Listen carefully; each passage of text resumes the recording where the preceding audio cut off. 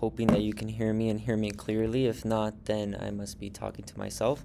And either way is fine, I guess. But I don't want to waste so much time. My name is Ruben Morales Jr., and as you can tell from the title, I will be focusing on immigration and specifically an idea that I've been working on that I will get further into as a policy option. So, just to put a face to the voice, and as I mentioned, my name is Ruben, but I'm a junior here at New Mexico State University, and this is me, in case you were wondering. But as I've mentioned, we'll be focusing on civil rights and immigration policy at the U.S.-Mexico border, and I will be focusing specifically on how courtroom processes in the Paseo del Norte region, specifically Las Cruces, El Paso, and Ciudad Juarez, that's what it consists of, reflects broader issues of due process erosion and migrant disenfranchisement. And understanding this issue matters because the judicial system is supposed to be the last institutional safeguard protecting migrants' rights and dignity. Yet increasingly, courtrooms themselves have become sites of exclusion, spaces shaped by executive enforcement logic rather than fairness. And so, through studying this breakdown of legal fairness, I aim to highlight not only gaps in immigration policy, but also the fragility of democratic institutions and civil rights. And one potential solution, and what I'll briefly mention, are legal orientation programs, or also LOPs. But I will get into that further later. But through this presentation, I'll first give some background on the intersection of immigration and judicial policy. Then I'll analyze key actors shaping this enforcement, and then I'll apply a policy framework and conclude with the recommendations for expanding more education and awareness across border court systems. So as a little context, over the summer, I was able to participate in a national science funded research experience for undergraduates on immigration policy in border communities, where I studied law as a lived experience. And in this, I did courtroom observations and I did semi-structured interviews in the region. And I found recurring patterns of coerced consent, suppressed narratives, and what I ultimately called manufactured neutrality, this spectacle, all symptoms of a system that erodes both identity and due process. And this relationship between immigration and judicial policy isn't anything new.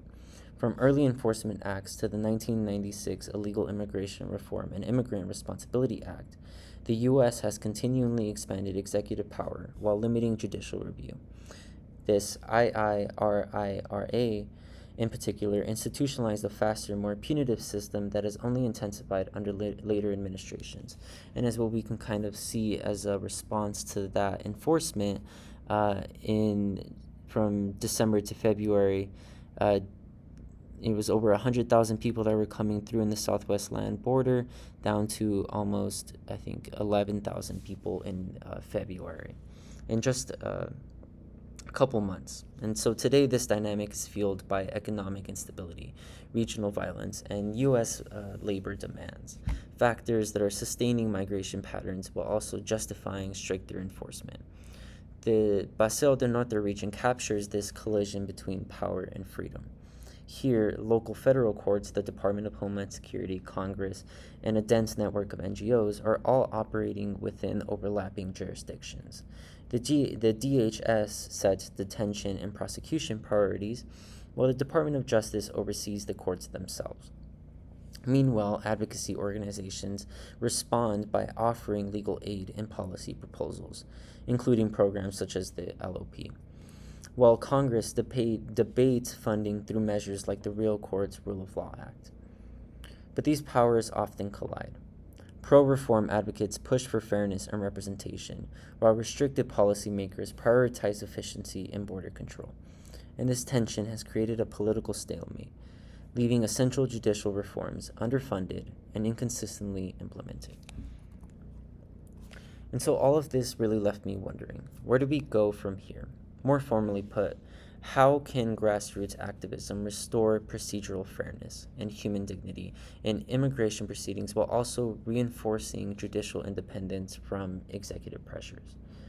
And so to explore this, I use the multiple streams framework, which you can see reflected on the slide here, which explains how policy change happens when three conditions, or rather streams, align. The problem stream highlights the issue itself, the erosion of due process. The policy streams includes feasible reforms like LOPs. And the political stream refers to shifts in leadership and public concern. And when these three streams converge, a window for reform opens. And today, with rising attention on court backlogs and fairness, the Paseo del Norte region may once again be at such a crossroads. But as a motivation and to kind of speak on this, it comes from both an academic and personal expense. As a first generation student and interested in law and public service, I really wanted to understand how immigrants experience justice, not just in policy, but in everyday life. And when I was younger, I had the opportunity of helping my father study for his citizenship test, translating documents, filling out forms, and also seeing firsthand how complex the process was. Later, my brother-in-law's encounters with ICE exposed me to the harsher realities of the system, the fear, the confusion, and the lack of representation that there was. And those experiences, combined with what I witnessed in court this summer, made the issue feel very personal. And it showed me how much of immigration justice depends not only on policy, but on access to knowledge. And it's what ultimately drew me to study programs like the LOP. Because when supported, these programs can transform confusion into empowerment and also fear into understanding. And at the core of this issue is the fact that immigration courts have increasingly become administrative engines of exclusion. There are two dominant perspectives in the policy debate. One prioritizes efficiency, arguing that courts are overburdened and must process cases quickly to deter unlawful entry and save resources, a logical reasoning. The other prioritizes fairness, arguing that the obsession with speed compromises justice and deepens inequities, also a logical reasoning. Evidence supports the latter view, though. Research shows that migrants who participate in these LOPs attend hearings more consistently, understand proceedings better, and resolve cases faster. Meaning fairness doesn't necessarily have to slow the system, it can also strengthen it. And of course, this may be true. However, critics are arguing that these programs might strain budgets or even encourage unauthorized migration. And this polarization often leads to inconsistent funding and implementation. A clear example of this occurred earlier this year when LOP services were temporarily halted in parts of the Paseo del Norte region. Without them, confusion among migrants surged and local courts became even more overburdened. Yet that disruption also presents an opportunity, an opening to test how a locally governed LOP pilot, built through partnerships between universities, NGOs, and defender offices, could provide measurable data on both cost and impact.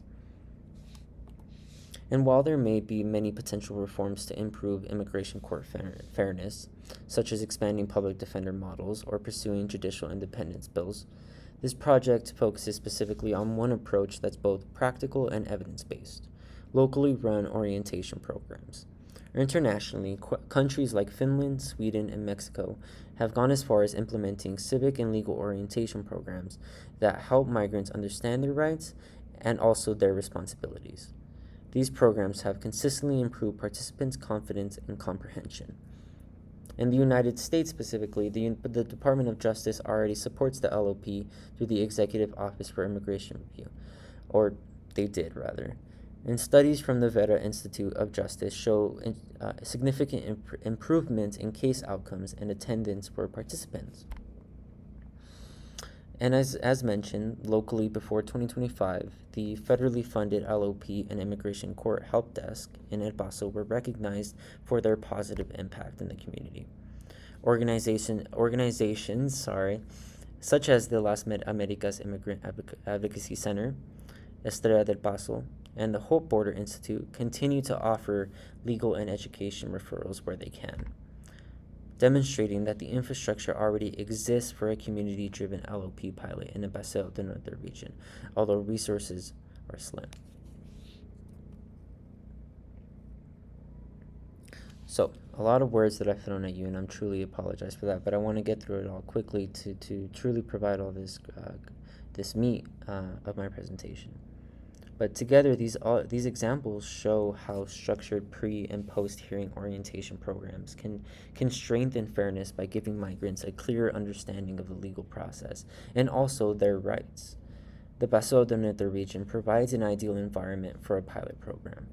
With strong NGO networks, active universities like New Mexico State University and the University of Texas at El Paso, and local federal courts under DHA oversight, the pilot program could begin as soon as within 3 months, providing multilingual materials, pre-hearing workshops, and access to trained legal facilitators and student interns. After 1 year, data on court attendance, comprehension, and cost effectiveness could be analyzed to guide expansion. By combining these local expertise, this community engagement, this academic research, this pilot could serve as a proof of concept for scalable, community-based immigration court reform, one that restores fairness and dignity where it's needed most. And ultimately, this project, and what specifically what I'm asking you, is to imagine a justice system that doesn't just process migrants, but one that truly listens to them, a system that reclaims due process not only as a legal right but as a simple human right.